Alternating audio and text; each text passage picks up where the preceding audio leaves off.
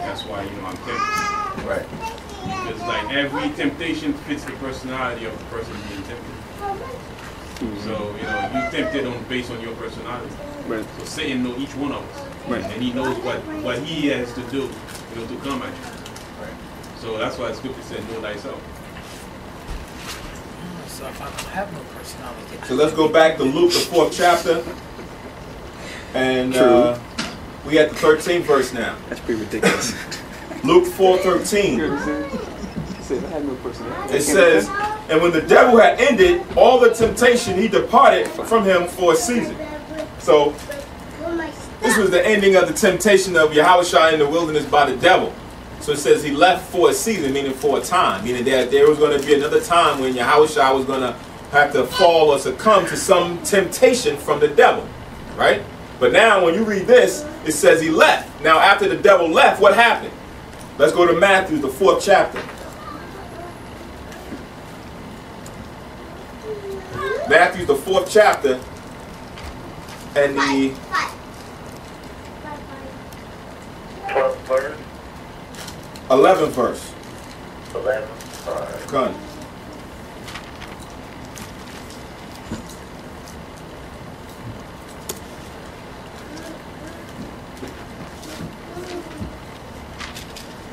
Matthew 4 and 11.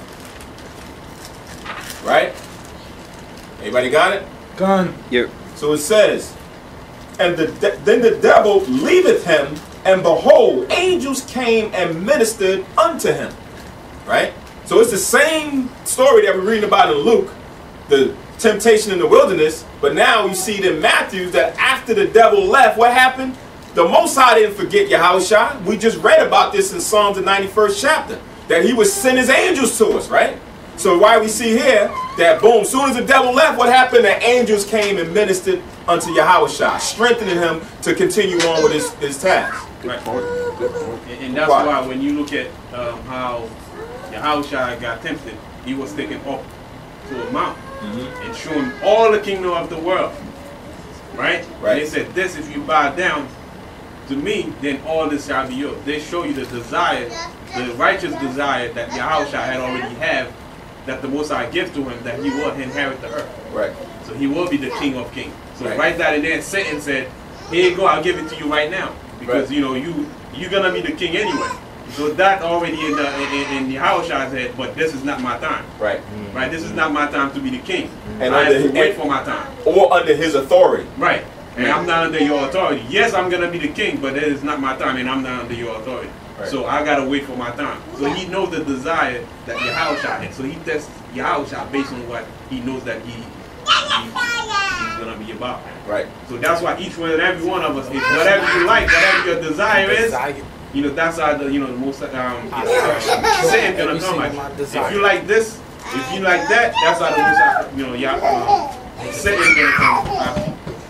Right. Whatever you like, whatever your desires, you know, Satan's gonna test you on that. Right. That's why I said in Romans that we just read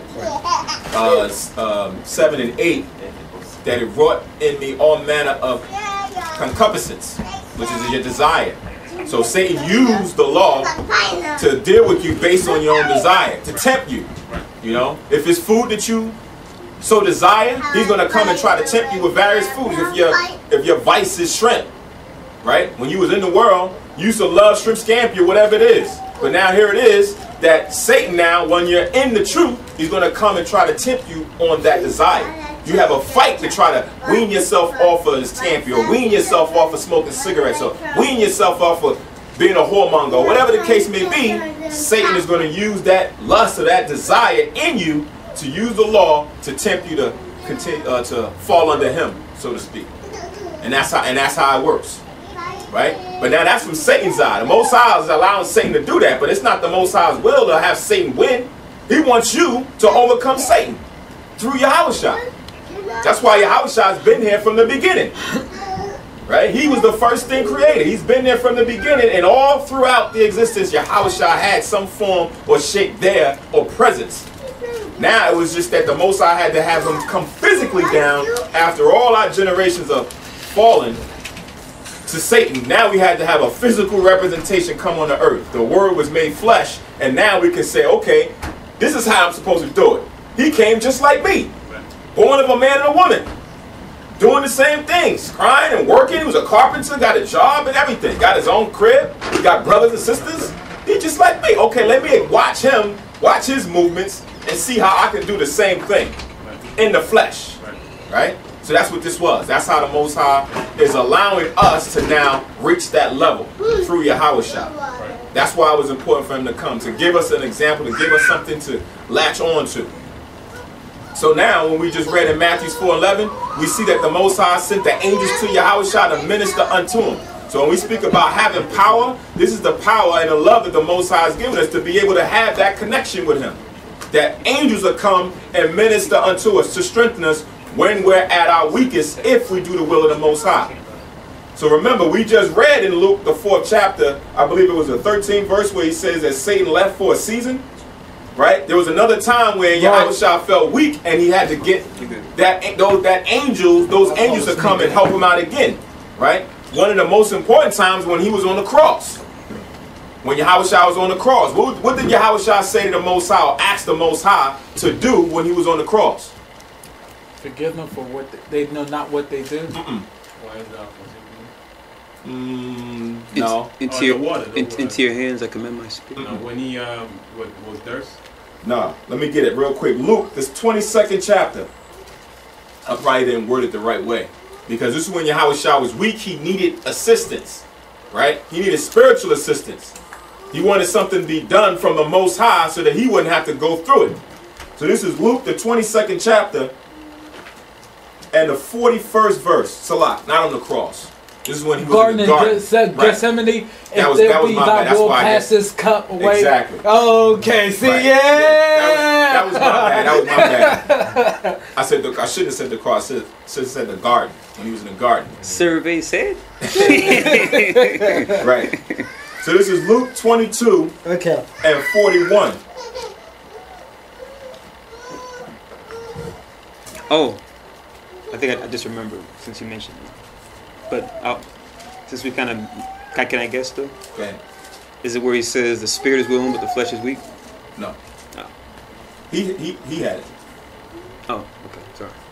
So it says, Luke 22:41, and he was withdrawn from them about a stone's cast, kneeling down and prayed, saying, Father, if thou be willing, remove this cup from me. Nevertheless, not my will, but thine be done. So now what Yahushua had to go through as far as for that bearing on the cross, dying on the cross, that torment, everything that was going to happen from the time that Judas and the soldiers came to take him away, he was saying, if it be your will, Most High, remove that cup from me. So I don't have to physically be that sacrificial lamb. Not my will, but your will. Right? Sort of almost like when Abraham took Isaac and was supposed to sacrifice Isaac, but it was not of the Most High's will that he physically wanted Isaac to be sacrificed. So what happened? The Most High stopped that. The Most High didn't allow Abraham to go through with that sacrifice. But now here's a real life sacrifice that Yahushua had to do. He had to go through it. It was prophesied. So now here is the time he's feeling a little weak, and he's asking the Most High to remove that cup and to do something different. Not my will, but of course your will, Most High. I won't back down, but I'm feeling a little skeptical about this one here. Then what happened? It says, and there appeared an angel unto him from heaven, strengthening him. So what did it do? It gave him the strength. The Most High sent the angel down to strengthen Yahushua to be able to deal and go through whatever he had to go through at that time, which was mainly right here to go and be the sacrificial lamb on the cross. So that's something that we also got to be cognizant of. When we're at our weakest, we can pray to the Father that he sends an angel, sends something to us to strengthen us so that we can get through. A lot of times people don't really deal with the Spirit in the right way. So what happens? They don't use the Spirit in the right way. And the Spirit doesn't deal with them in the right way. So what happens is when they don't get that strength, when they don't get that power from the Most High, that help from the Lord, then they turn to drugs, then they turn to alcohol, then they turn to carnal things. Because they don't know how to overcome what they need to go through. So this is the same thing here as an example that we see when Yahushua overcame and went through temptations or had to overcome something, the Most High was there to send an angel to strengthen you to continue on your plight. Remember, we read in 1 Corinthians 10:13, where the Most High said he would not allow a temptation that you can't overcome, but he will also make a way that you are able to bear it. How is he allowing you to able to bear it? He's going to send an angel to you. Right. Don't worry, you can get through it. The answer is here, and I'm going to send you some help. Don't worry about it. I'm going to send you that mighty spirit, that counsel, that wisdom, whatever it is you need to get through it, you can get through it. And that builds you up. That creates your character that you need to keep going forth until Yahushua comes back. That's right. All right? Everybody understand that? I'm gonna need to meditate on that a little bit. But I got you. That's heavy right. That's real heavy right there. Step tape right here.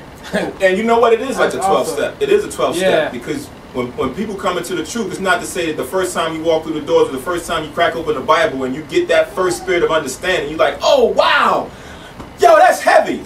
That you got everything. No, it's a day-to-day thing where you're constantly learning, you're constantly getting understanding, but at the same time, you're building up experience through your trials and tribulations on how you overcome and deal with it. Right? There's going to be times when you're going to fall. Hopefully, you're able to learn from those mistakes and not do them again, and you use that for experience so the next time that happens, you can get through it. I remember what happened to me the last time. See, this is the same old thing. All right, let me try something different here. Right? Let me not do that this time. I know how I felt after. I seen what happened to me after. Let me not do that. All right? So we're not going to be perfect like Yahushua, but we can become or try to be as perfect like Yahushua based on what we're reading. That brings us to that level. That's how we're striving to be up to that level. That's what I was saying earlier. It's 10 times harder for us when it comes to temptation as opposed to people in the world. Right. Because people in the world, they're already willing to Satan's domain. Yeah. So, until someone, actually fight temptation, you will never know how strong, it is. Right. So, if you're in the scripture, you're trying to keep the law, statutes, and commandments, you're going to know what temptation is. Mm-hmm. Somehow, somewhere, you're going to know what you're going to either give in or, you're going to stay the course. Right. And temptation is not a singing group. But they went through a lot of them, I know. They sure did. All right, so we're back in Luke, the 4th chapter. Now we have verse 14. Salat, now be out. Just want to read this real quick about Satan. Because you can look at the truth in a lot of different ways. Things we see on this level, we can look at and compare it to, our struggle. I like to look at it like warfare. And they say in any type of warfare that you wage, you got to know your enemy. When we're reading the temptation of Christ, we're getting a revelation of our enemy and how he deals as far as the 3 methods in which he uses. And we're going to be going into this through the class, but we'll cross compare the temptations of Christ with the parable of the sower and the seed, because they pretty much go hand in hand. The same way that Christ said we could be tempted in 3 different ways. Satan came at Christ himself in 3 different ways. The same ways that Christ explains to us in the parable of the sower and the seed. You find that in Matthew 13th chapter, Mark the 4th chapter, and Luke chapter 8. You find that parable in the sower and the seed in 3 different gospels. It pretty much goes to the same types of temptations and how to deal with them. When he talks about anybody who's going to receive the word, what's going to happen. Because Satan came him in the same way. So those tools are key for us to always continue to consider and meditate on, to where when Satan comes at us, we can know what we're dealing with and we're not fighting blind. Because like I said, any warfare, it's like you have no knowledge of the enemy. It's a crapshoot. If you don't have any spies on their side of the line to figure out the terrain, to figure out who to talk to, the chain of command, the gates, how to get past the walls, you don't know anything. It's like you're not even really fighting. That's why intel is so important when it comes to warfare. So in a spiritual sense, it's the same thing. But now this is 1 Peter 5 and 8. It says, "Be sober, be vigilant, because your adversary, the devil, as a roaring lion, walketh about, seeking whom he may devour." You see that? Call that again. 1 Peter chapter 5 and verse 8. 1 Peter chapter 5 and verse 8. So we know we got Yahushua, he's the Lion of Judah.